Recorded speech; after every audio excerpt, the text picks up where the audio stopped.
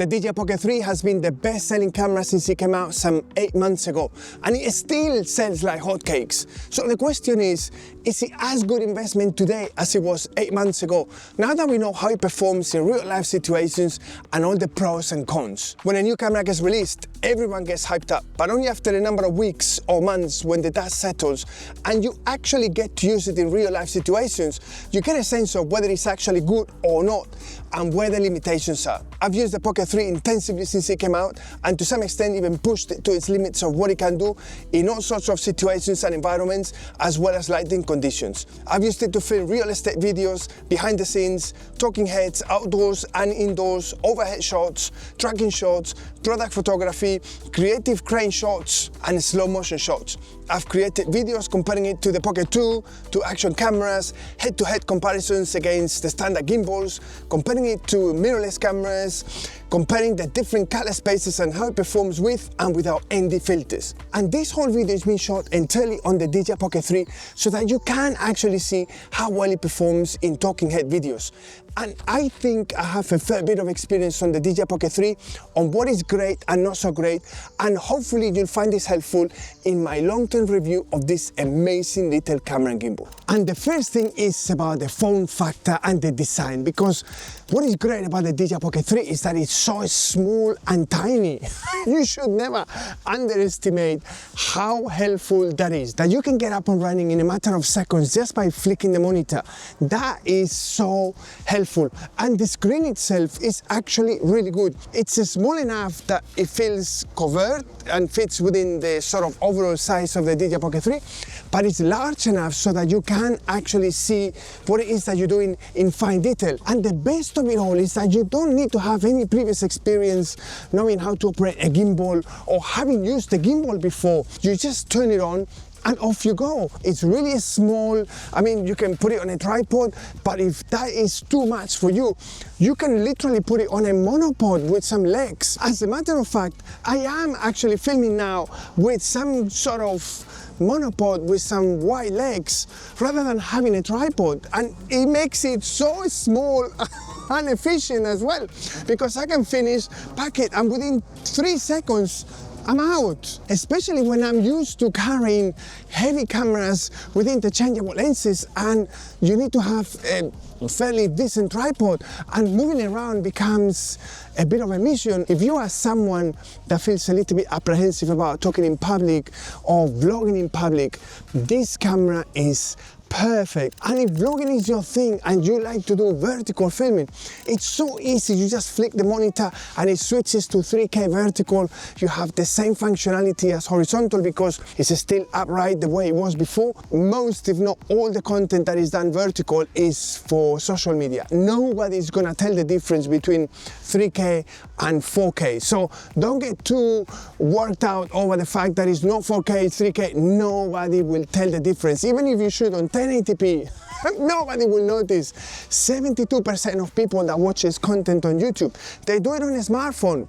There is no way of telling the difference between 1080p and 4K on such a small screen. So don't get too worked out over the fact that it's 3K. And another thing that is great about the Pocket 3 is the fact that if you're on a bright sunny day and the screen is not big enough because maybe it's a day that is very bright, or you want to make sure that your exposure is correctly done, you just link up to the Mimo app on your smartphone, and there you can have a larger screen with all the settings to adjust directly into the Pocket 2. You can control the gimbal, you can control the camera, and not only that, but you have histogram and zebras just to make sure that you are correctly exposing your image. And the integration with the Mimo app is something that deserves to be mentioned, because this is the kind of integration that you're not gonna find with any other camera and gimbal out there. If you mount the Pocket 3 on a monopod and you do this type of crane up shots, or maybe you go over a cliff and you cannot really see what it is that you're doing because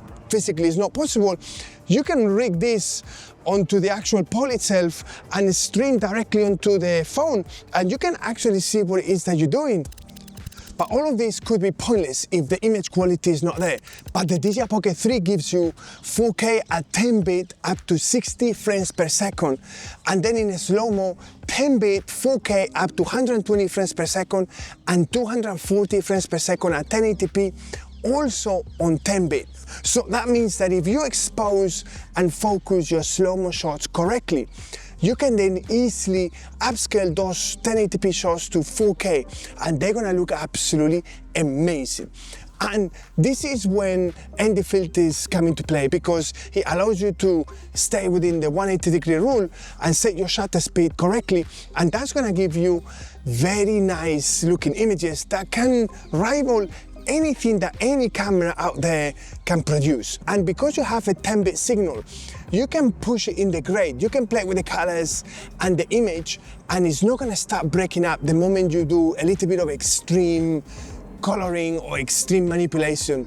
I find this really helpful, and so much so that I find it really easy to mimic the effect of a mirrorless camera. So for instance, now I'm using the DJI Pocket 3 zoomed in at 1.5%. So that's about 50%. So it's a standard 20mm, it's around a 30mm lens. Now, have a look at how easy it is to do this in post. It's as simple as bringing your shot, and then you go into the color grade in DaVinci Resolve, then add a serial node, go to the effects palette and search for the defocus background effect. You then go into Magic Mask and start adding and removing strokes to refine that mask. Once you've done all the tracking, you go and adjust the blur background effect. I wouldn't do it too much because otherwise it starts to look fake. And I think I'll be doing a separate video about how to go about making this effect, because there are a couple of ways to do it, but neither one of them is perfect all the time. So please let me know in the comments below if this is something that you would like me to do.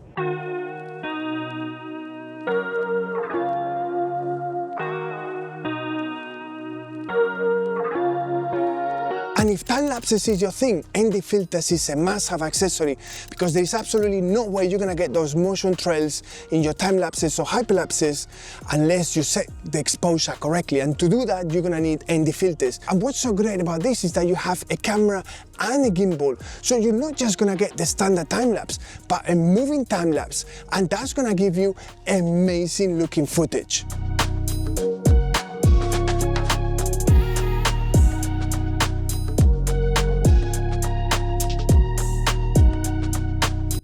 The Creators Combo is a set of accessories that I think is a no-brainer. You get a wide-angle lens that is great for indoors, not for outdoors because you cannot use ND filters with it, but you get a wireless radio mic that is 32-bit float that pairs directly onto the DJI Pocket 3. That in itself, in my opinion, justifies the price that you pay for it. But you also get the additional battery handle, and that's gonna be really helpful to extend the amount of time that you can use the DJI Pocket 3. And when it comes to audio, this is what I think DJI has done it really well, because that wireless radio mic that you get with the Creators Combo is a 32-bit float audio signal, which means that you are always gonna recover any information and you are never gonna clip. That is really helpful. Not only that, but the fact that it pairs automatically to the DJI Pocket 3 and it records both internally onto the camera and onto the transmitter itself. And to make things even better, if you have a set of USB-C headphones, you just plug it directly into the USB-C and you can monitor your audio, whether it's from playback or while live recording. I think that's fantastic.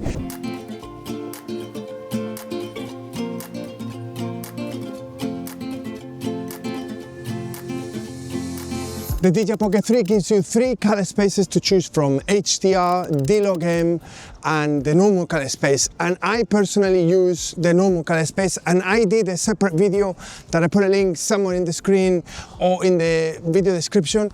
And I find the normal color space the most reliable in general terms. It's not perfect and not for all circumstances, but in general terms, if I'm filming on my own, this is the color space that I use. And I genuinely dislike the look that I get straight off the camera on the normal color space, and when I ingest the footage in my DaVinci Resolve, I have a lot that is as simple as reducing the contrast by 10% and increasing the mids by 5%. And in doing that, you bring up all the detail and it looks very similar to the D-Log M on a very basic grade. So this is something that I leave completely free for any of you guys that wants to download it. And what I do is I apply that light to all my footage straight away. So I don't edit with the normal look.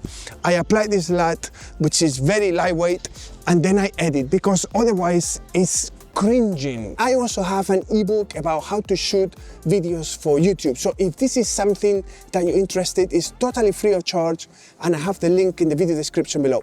And if you want more than just this single LUT, I have a pre-pack of over 150 LUTs that you can download. They're on a discounted rate at the moment, and I leave a link in the video description below. It's over 150 looks, only drag and drop. They're gonna make your footage look absolutely amazing. And when it comes to stabilization, what can I tell you that you don't already know or you can't already see?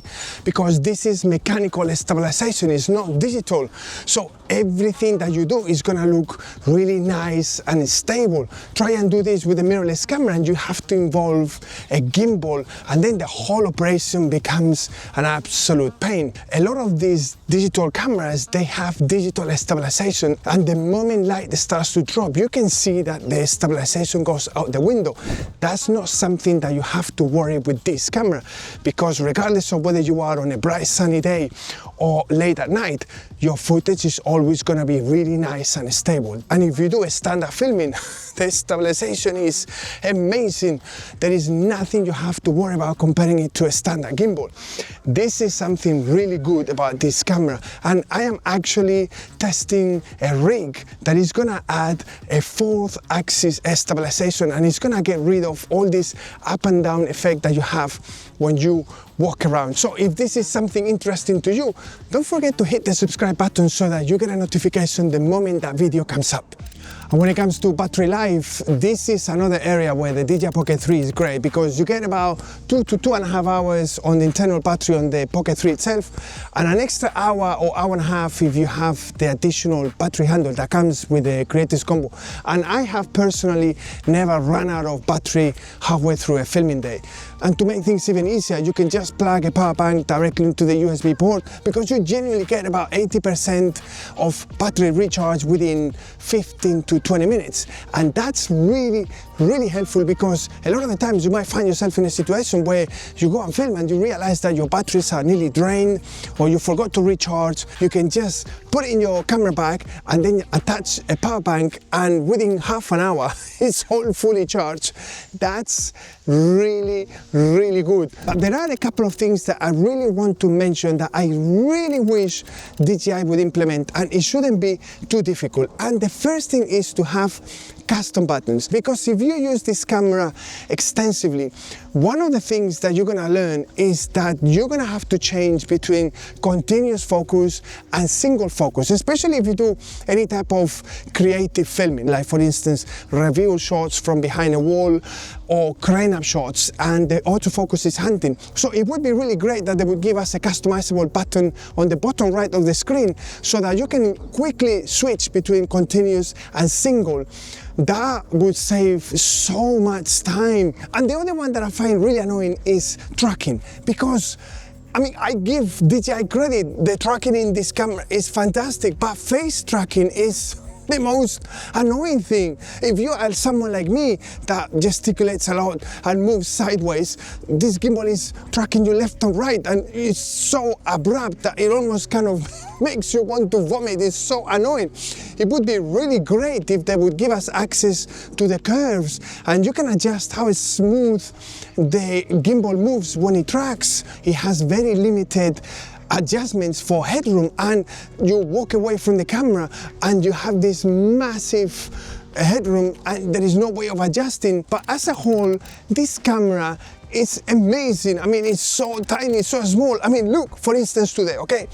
This is what I normally carry with me. It's a rucksack that is got a camera, lenses, and then I have a tripod, and I go around and I change in between locations, and I have to set up the tripod, set up the camera and the lens, and then maybe I need to put some wireless radio mic, and it just takes 3, 4, 5 minutes, and then I need to move location, and then I need to break all that up, pack it away, go somewhere else, set up again, and it's just a never-ending process that is so freaking annoying. With the DJI Pocket 3, it's nothing. Literally today I have the DJI Pocket 3 with my ND filters that I carry in my pocket, and I have a kind of sort of a monopod with some wide legs that are acting as my tripod, and that's it. I'm talking, it's taking me less than, what, 10 seconds, 5 seconds.